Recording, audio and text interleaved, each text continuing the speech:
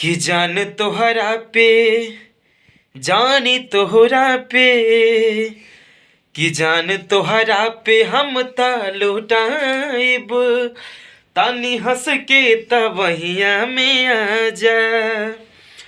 जान तोहरा पे हम ता लुटाइब तानी हंस के तबहिया में आ जा। जान तोहरा पे हम ता लुटाइब तानी हंस के तबहिया में आ जा। आ तोहरा खातिर हम तोहरा खातिर हम मर मिट जाइब तू करे जा मिया के समाजा।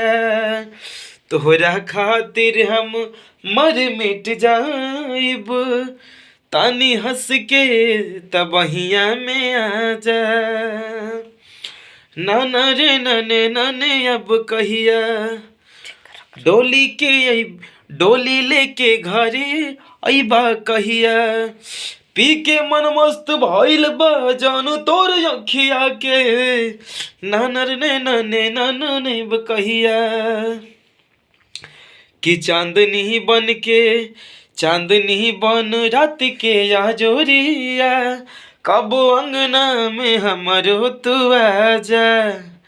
जान तोहरा पे हम ता लुटाइब कि जान तोहरा पे हम ता लुटाइब तानी हंस के तबहिया में आ जा। कि जान तोहरा पे हम ता लुटाइब तानी हंस के तबहिया में आ जा।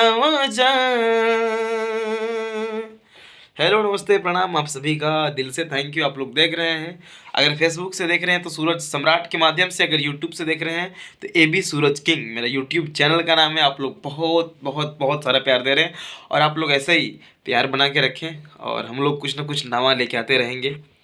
और एक मैं वीडियो डाला था जो मैं पंजाबी में गाना गाया था, थोड़ा सा गाया गाना है।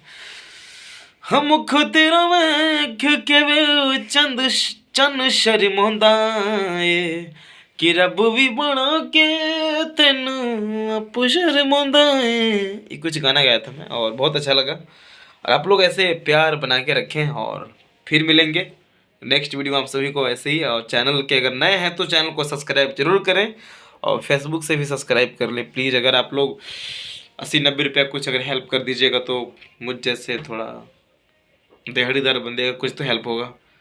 और मिलते हैं नेक्स्ट वीडियो में आप सभी को। Thank you, love you all, bye bye, love you.